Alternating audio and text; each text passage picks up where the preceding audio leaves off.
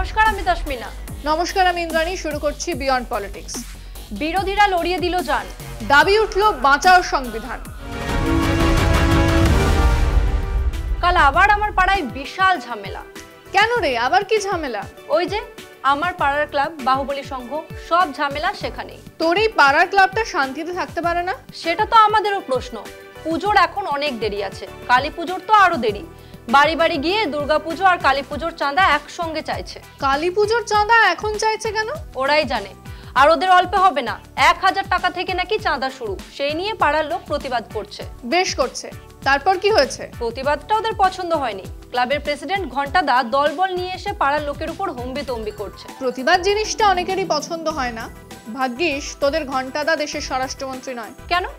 দেশের স্বরাষ্ট্রমন্ত্রী হলে কি হতো? দলবল নিয়ে ঝামেলা না করে পুলিশ পাঠাতো। খবরের গন্ধ পাচ্ছি মনে হচ্ছে। কি খবর দেবে বলো তো? এসআইআর নিয়ে দিল্লিতে বিক্ষোভ করছে বিরোধীরা। কমিশনের দফতর ঘেরাওয়ের কর্মসূচি ছিল। তারপর কি হয়েছে? পুলিশ বিরোধী দলনেতা রাহুল গান্ধী সহ বেশ কিছু সাংসদকে আটক করেছে। কমিশনের বিরুদ্ধে বিক্ষোভ, অমিত শাহের দিল্লি পুলিশ কেন প্রতিবাদে বাধা দিচ্ছে? একই প্রশ্ন তুলেছে বিরোধীরাও। তুই এই খবরটা দেখ। সোমবার সকালে সংসদ ভবনের বাইরে বিরোধী দলগুলোর বিক্ষোভে উত্তেজনা চরমে ওঠে। কংগ্রেস, শিবসেনা, উদ্ধব ঠাকরে গোষ্ঠী, এনসিপি, শরদ পাওয়ার গোষ্ঠী, সমাজবাদী পার্টি ও তৃণমূল কংগ্রেসের বহু সাংসদ ও কর্মী যোগ দেন। তাদের হাতে ছিল প্ল্যাকার্ড, ব্যানার ও স্লোগান লেখা পোস্টার। ভোট চুরি বন্ধ করো, সংবিধান বাঁচাও স্লোগানে এলাকা গর্জে ওঠে। পুলিশ সংসদ ভবনের চারপাশে রাস্তা আটকে ব্যারিকেড বসায়। নিরাপত্তা বাহিনী মোতায়েন করা হয় যাতে মিছিল নির্বাচন কমিশনের দফতরে পৌঁছতে না পারে। অনেক নেতা ও কর্মী ব্যারিকেড টপকে এগোনোর চেষ্টা করলে ধস্তাধস্তি শুরু হয়।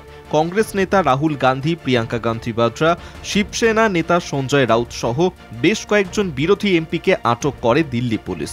তারা নির্বাচনী কমিশনারের বিরুদ্ধে বিজেপির সঙ্গে যোগসাজশ ও ভোটার তালিকা কারচুপির অভিযোগ তুলে সংসদ ভবনের বাইরে বিক্ষোভ করছিলেন। রাহুল গান্ধী সাংবাদিকদের বলেন, এই লড়াই রাজনৈতিক নয়, সংবিধান বাঁচানোর লড়াই। লড়াই এক ব্যক্তি, এক ভোটের জন্য। যৌথ পুলিশ কমিশনার দীপক পুরোহিত জানান, আটক নেতাদের স্থানীয় থানায় নিয়ে যাওয়া হয়েছে। পুলিশের অনুমতি ছিল 30 জন এমপির মিছিলের, কিন্তু 200 জনের বেশি অংশ নেন।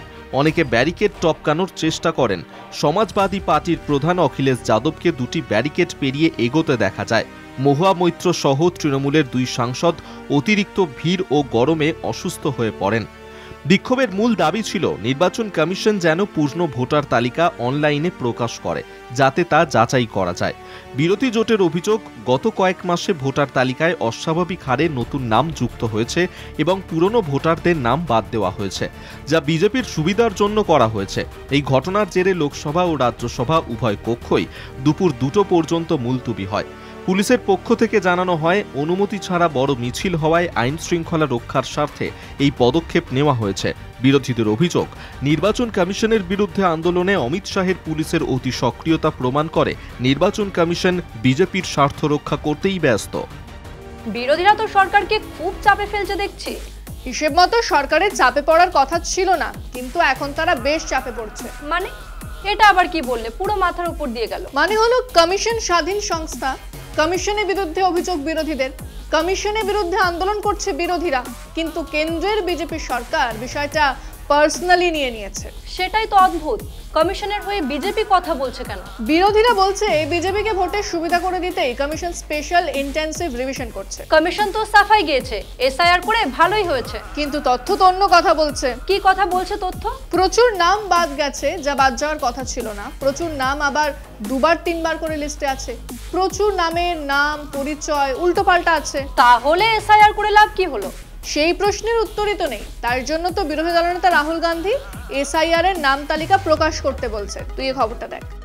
বিহারে নভেম্বর মাসে বিধানসভা নির্বাচন হবে। এর আগে নির্বাচন কমিশন ভোটার তালিকার একটি বিশেষ সংশোধন করেছে, যাকে বলা হচ্ছে স্পেশাল ইন্টেনসিভ রিভিশন বা এসআইআর। এই কাজ চলেছে 25শে জুন থেকে 26শে জুলাই পর্যন্ত। কমিশনের দাবি, তারা 7,89,00,000 ভোটারের তথ্য যাচাই করেছে। শেষবার এমন বড় সংশোধন হয়েছিল 2003 সালে। নতুন খসড়া ভোটার তালিকায় এখন 7,24,00,000 নাম আছে। আগের তালিকার চেয়ে 65 লক্ষ কম।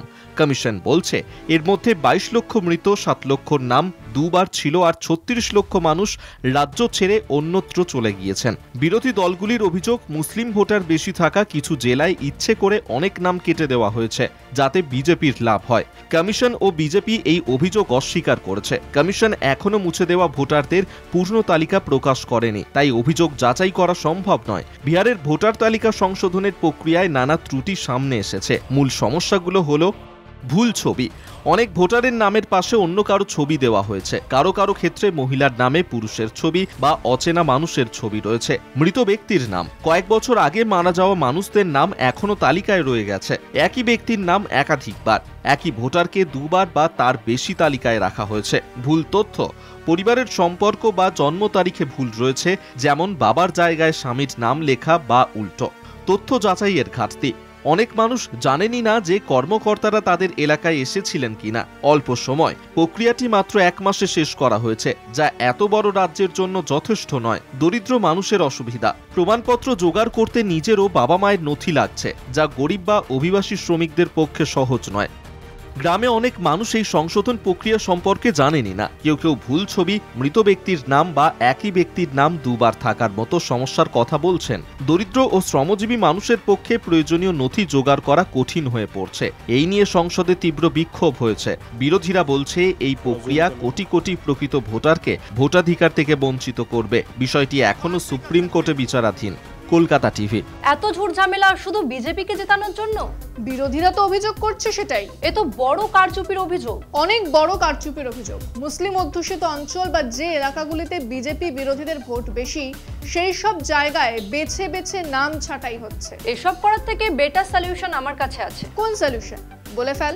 মানুষের ট্যাক্সের টাকায় এত খরচ না করে কমিশন ঘোষণা করে দিলেই তো পারে যে বিজেপি সরকার গড়বে। তা ভালো বলেছিস, কিন্তু ভারতের সংবিধান দুর্বল নয়, আর বিজেপি সে কারণেই সংবিধানকে হত্যা করতে চায়। গণতান্ত্রিক দেশে যদি গণতন্ত্রই বিপদে পড়ে তাহলে তো ভয়ের কথা। ভয়ের কথা তো বটেই, আর সেই জন্যই সব বিরোধীরা একজোট হয়েছে। ভারতের ইতিহাসে নাকি এত ভোটারের নাম একসঙ্গে বাদ এর আগে কখনো যায়নি। না, যায়নি। সেই জন্যই বিরোধীরা বলছে মোদী সরকার অঘোষিত ইমার্জেন্সি চালাচ্ছে। সুপ্রিম কোর্টে মামলা চলছে তো? হ্যাঁ, মামলা তো চলছে, এবার দেখা যাক কি হয়। আমাদেরও সময় শেষ, চলো শেষ করি। তাই বিয়ন্ড পলিটিক্স আজকের মতো এই পর্যন্তই। দেখতে থাকুন কলকাতা টিভি, রাত দিন 7 দিন।